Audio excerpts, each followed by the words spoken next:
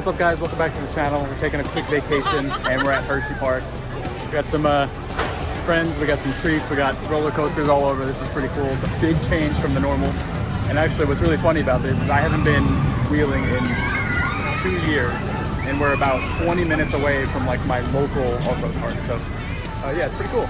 We're gonna go have some fun and do something different.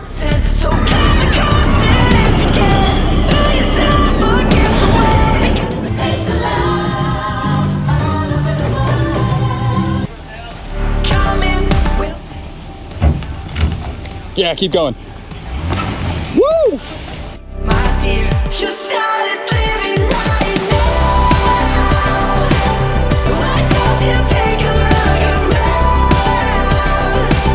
Your heart is giving in like bigger, smaller. It's okay, your heart is bigger, smaller. What's up, guys? Welcome back. These past few weeks have just been an absolute whirlwind. As you can see by I'm all scruffy and it's craziness. So finally, like getting things back under control here. So in this video, you're gonna see things mashed up, and I've tried to film a bunch of things yesterday, but I forgot to turn my microphone on, so I think I'm just gonna scratch those clips. So yeah, Pennsylvania was great. I needed that. It was a good getaway. And then we got right back to work. So right before that trip is when the camper decided to break on me. And so that was a nightmare in finding parts, but I found someone. If you go on eBay, you can get all sorts of parts for these things from a nice supplier. They're super knowledgeable and helpful, so that was really cool. So you'll see that right here. What's going on, guys? We got something a little bit different, but it seems to be something that I can't find any information on, and it seems to be also a really common problem. So we're gonna be working on the new toy. Got ourselves a cool little truck camper for towing the Jeep and stuff like that. And day like, I don't know, maybe 7 of ownership of this thing, the winch system here is given out. I've already started to take it apart, so don't mind that, but this side of the pop-up doesn't want to come up. And I apologize for the background buzzing. It'd be the AC condensers next to me. It's hot out. So we're gonna go ahead and diagnose this shameful piece of engineering. So this piece is fully sealed, and the only panel to like get inside would be the sides and on the back side. So the only way to get this off of the camper itself is to take all this stuff out. But then the only way to get these springs that are inside out is to pull the tubes off of the camper, and then they are still attached to the winch system. We're gonna go ahead and take this whole entire thing apart, see what the heck is happening. I'm assuming a gear or something is bad on this side, but hopefully this will help someone in their adventures. So hopefully I can do my best to keep filming a little bit here, but I'm just gonna go ahead and rip everything right apart, and then maybe I'll update you guys at that point. And then on top of all of that, I have the Jeep project that I've been like stressing over. I want to get that thing going. I want to go wheeling so bad, but there's another fabrication project which needed to be done, which was making the tie downs for the camper. So the way these things work is that they actually have like metal hooks that you run turnbuckles down to. But there's only 2 companies that make the mounts for these things on your truck, and I don't like either of them, or there might be 3. I don't like any of them though. So I decided to make my own. Again, 95 degrees fabrication. Anybody who's tried to film these projects knows it gets to be a lot, and you just want to get things done when it's those conditions. So it's not a complaint or anything. I'm just saying that's like I'm gonna fill you guys in on that here. Whew, all right, 9 a.m. or something like that. The sun is scorching right now. I am fully soaked, but it's all good. We got a lot done, actually. I should have picked up the camera again. I have this habit, but again, I'm just gonna fill you guys in on this video. So one major project that needs to be accomplished before I can actually use that camper and bring it places is the tie downs. I'm not happy with the tie downs that are available on the market. I think fishing bolts through the frame is a horrible idea. It works, but it's it's not an all-inclusive design.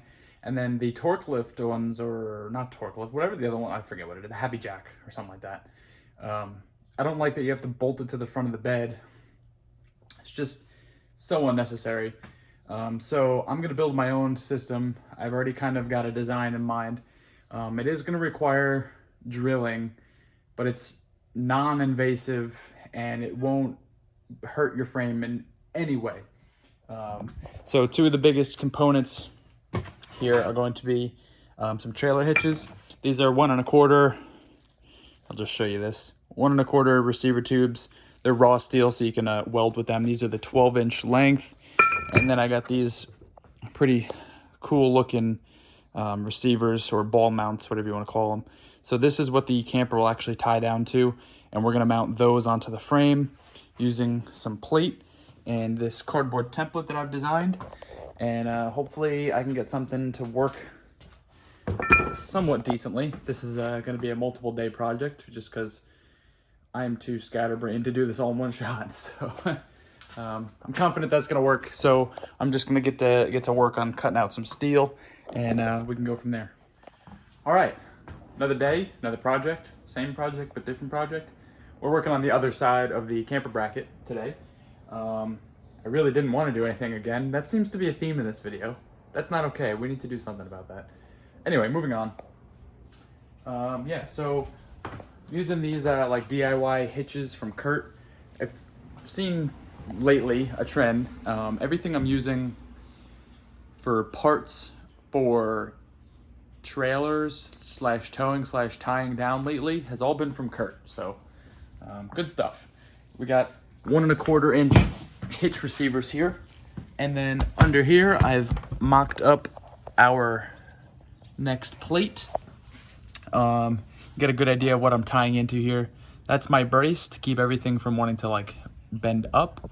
We got a bolt through the leaf spring mount, and then we're gonna put 2 bolts through the body mounts. Sorry for the shaking. And then our hitch, you just weld her on somewhere right in there. And I'm really hoping these e-brake cables don't get in the way and we can just keep moving right along here. So that's what I'm gonna be doing. Right now I'm gonna put the hitch directly underneath the truck bed mount so that my brace can go also straight down, and we'll be nice and happy. And then about 2 weeks later from when this camper broke and I filmed that clip, I got these parts and I just threw everything back together. It was like a really hot afternoon and I just did not even think about picking up the camera. So I'll fill you guys in on that here. All right, so it's been about 2 weeks since I filmed that first clip working on the camper here. I was waiting on like specialty parts, couldn't find the right parts, but turns out I figured it all out. I know this thing inside and out now. So the way these systems work is that you have your crank handle here, so you would turn that, and that is attached to a threaded rod which goes across to here, and it actually rides in this little like bearing cup right here. And on that threaded rod is like a plastic sleeve, and so there's 2 of them, so that comes down to a gear set, and then it meshes with another gear on another rod that's in the back. So this handle turns this rod, and that gear turns the back rod. And there are plastic sliders that move along those rods. And those actually push out springs, literally metal springs, through these tubes up and push the roof up. Kind of a silly idea, but so I replaced the 2 white plastic nuts that move along. And then also I found that I sheared one of the dowel pins in one of these gears here. So I've replaced that and we're back in business. Got her up. Got a tarp on there just because it's good safe security. These campers are really cool. I've actually had a pop-up camper, pop-up trailer for years, like almost 6 years probably. And my plan was always to just mount it on the front of a trailer. But to be honest with you, we haven't been using it that much. And where I live, it's very hard to go find camping spots. So with this thing, it's like full living quarters. We have running water, stove, an actual fridge, and we even have a bathroom section with a shower and the whole deal. So I think this is going to allow us to get out more, but also it's going to be really cool if we can bring this thing wheeling. That's going to be a topic of conversation for another time, but it would make it a lot more enjoyable to throw the Jeep on a trailer, because we're getting so close to that. We don't have to pay for a hotel room now, and yeah, so very happy and very relieved that I got this thing fixed. If anybody has any questions on it, let me know down there. I apologize for the sporadicness of this video, but I've tried to just save these clips and salvage something and get a video out. I hope some of these videos are just good, clean entertainment for someone, and maybe a little motivational, maybe a little educational, I don't know. I'm just out here trying to film things and and not lose my mind. So I guess with that being said, I'll catch you guys in the next one, and we're gonna make some good progress on the Jeep. I have 3 or 4 things left to do, and again, I ran into issues, but that's not for this video. I will talk to you guys in the next one. Peace.